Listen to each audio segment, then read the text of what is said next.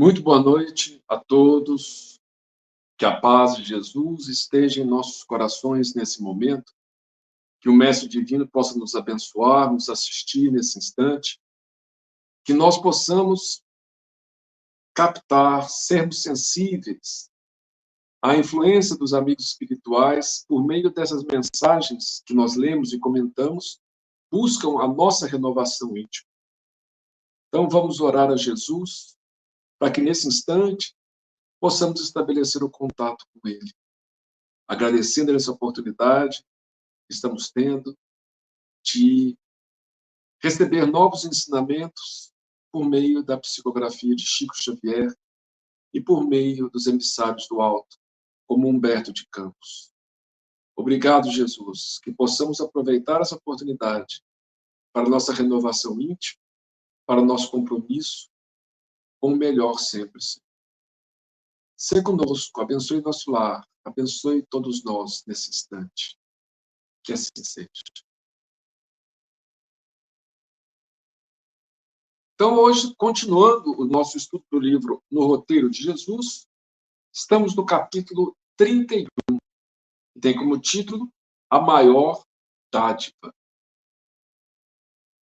Na Assembleia Lusita do Templo de Jerusalém, os descendentes do povo escolhido exibiam generosidade invulgar à frente da preciosa arca de contribuições públicas. Então, lá no templo tinha uma arca onde recebia contribuições públicas. E as pessoas gostavam de jogar ali para se mostrar, né? Olha quanto que eu dei para o templo, né? Então, era um exercício de vaidade também, de uma certa forma. Todos traziam algum tributo de consideração ao Santo dos Santos, cada qual mostrando a liberalidade da fé. Vestes de linho e valiosas peles, enfeites dourados e aromas indefiníveis, impunham ali deliciosas impressões aos sentidos. É um lugar perfumoso, né? Aqueles homens vestidos de maneira elegante, né? Com luxo, com pompa, e ali chegavam e jogavam as suas moedas, suas doações ali, de forma aberta, que todos pudessem ver, né? Jesus e alguns discípulos de passagem acompanhavam manifestações populares, com justificado interesse. E Judas, entre eles, empolgado pelo volume das ofertas, abeirava-se do cofre aberto, seguindo os menores movimentos dos doadores, com a cobiça flamejante no olhar. Então, Jesus e os discípulos chegaram, viram aquelas cenas, né, do pessoal doando do cofre, na arca aberta, e Judas, que era o mais ligado às coisas materiais, ao dinheiro, que isso fascinava ele abeirou até da arte, foi até perto para ver as oferendas, né?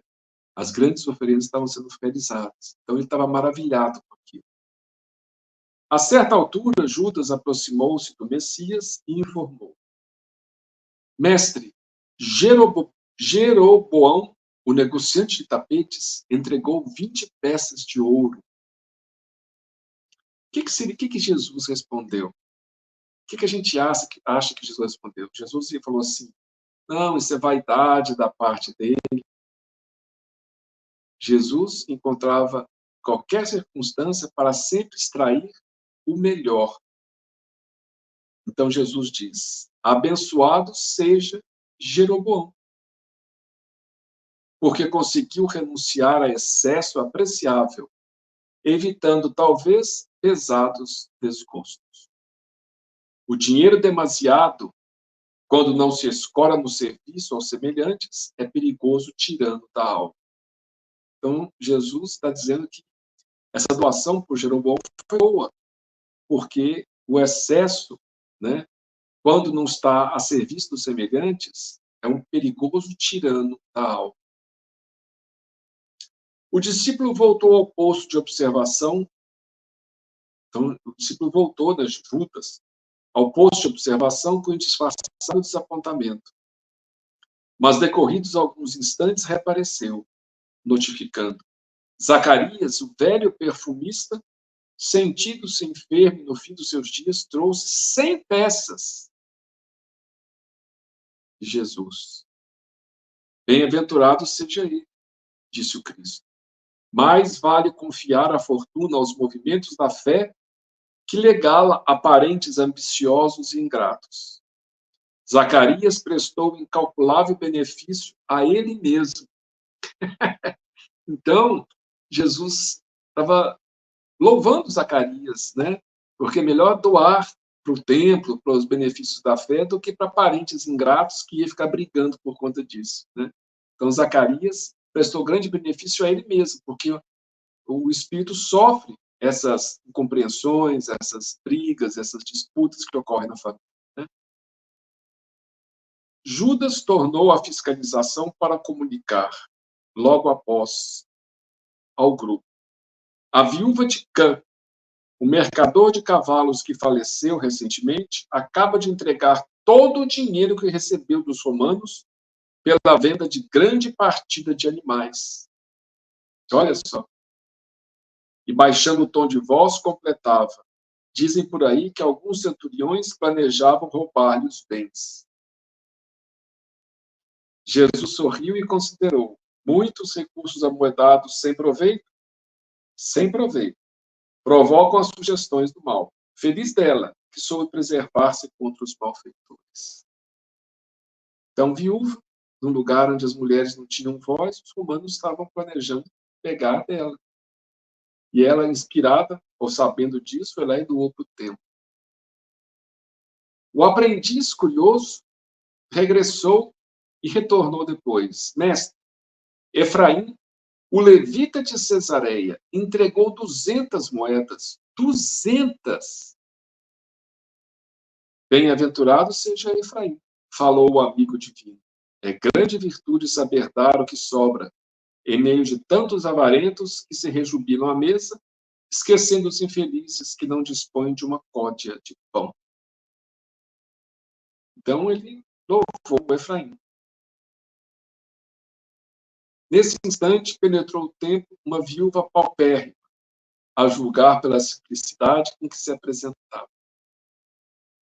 Diante do sorriso sarcástico de Judas, o Senhor acompanhou-a de perto, no que foi seguido pelos demais companheiros.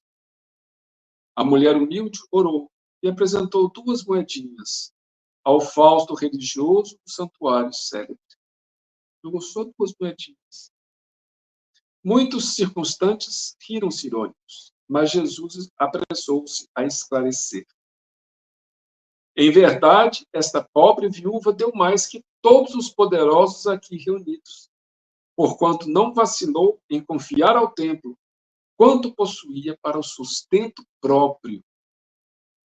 Então, o valor não era a quantidade, era o sacrifício. Aqueles estavam doando do que tinham em sobra. Ela doou tudo que tinha para o seu próprio sustento. A observação caridosa e bela congelou a crítica reinante. Pouco a pouco, o recinto enorme tornou a calma. Israelitas nobres e sem nome abandonaram o domicílio da fé. Então, eles foram embora, todo mundo foi embora, né? Jesus e os apóstolos foram os últimos na retirada. Quando se dispunham a deixar a enorme sala vazia, eis que uma escrava de rosto avelhantado, envelhecido, né? E passos vacilantes, surgiu no limiar para atender à limpeza. Movimenta-se em minutos rápidos. Aqui recolhe flores esmagadas, ali absorve em panos úmidos os detritos deixados por enfermos descuidados. Tem um sorriso nos lábios e a paciência no olhar. Brunindo o piso em silêncio, para que o ar se purificasse na sublime residência da lei. Pedro, agora a sós com o Messias, Os outros discípulos tinham saído, ficou só Pedro, Jesus e essa escrava, né, que estava varrendo ali, feliz de estar podendo fazer algo ali, né, limpando o ambiente. Pedro, agora a sós com o Messias, ainda impressionado com as lições recebidas, ousou interrogar: Senhor, foi então a viúva pobre a maior doadora no templo de nosso Pai? Foi a viúva pobre que mais doou? Quer dizer, a mensagem que está no Evangelho é isso, termina ali. Quando a viúva doa, Jesus fala que ela doou mais que todos os outros. E Pedro pergunta para ele agora, que essa informação só Humberto Campos que passa para a gente, se ela foi a maior doadora. Então Jesus responde: realmente, a viúva deu muitíssimo, porque enquanto os grandes senhores aqui testemunharam a própria vaidade, com inteligência, desfazendo-se de bens que só lhe constituíam embaraço à tranquilidade futura, ela entregou ao Todo-Poderoso aquilo que significava alimento para o próprio corpo. Ela entregou o dinheiro que significava alimento para ela mesma. Em seguida, leve pausa, apontou com o indicador a serva anônima que se incumbia da limpeza sacrificial e concluiu: a maior benfeitora para Deus aqui, no entanto, ainda não é a viúva humilde, que se desfez do pão de um momento. É aquela mulher dobrada de trabalho, frágil e macilenta, que está fornecendo à grandeza do tempo o seu próprio suor. Então, a maior doadora, segundo Jesus, não foi a viúva que doou dinheiro que ela precisava naquele momento, né? Fez algum sacrifício momentâneo. Mas a maior doadora é aquela serva, né, que estava ali dobrada de trabalho, né, trabalhando, frágil e macilenta, quer dizer, frágil, magra, envelhecida, que está fornecendo a grandeza do tempo do seu próprio suor. Ela não deu dinheiro, deu de si mesma, deu do próprio suor. Quando doamos de nós mesmos, fazemos a maior doação, porque os recursos são todos emprestados. Pouco ou muito, todos são emprestados pela providência divina. Mas o suor, o trabalho, a alegria, a dedicação de coração, essa é a nossa verdadeira dádiva.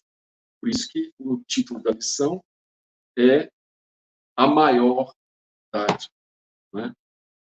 Então, que a gente possa refletir, né, no que nós estamos doando à vida de nós mesmos, de algo que nós possuímos em nós, e não apenas que nós temos emprestado, que é bom.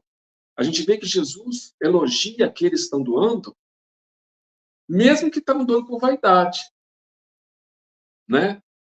Tem uma mensagem do Evangelho segundo o Espiritismo que fala da chegada no céu, né, no mundo espiritual, de duas pessoas. Né? Então, e colocaram em dois sacos grandes do que eles tinham doado.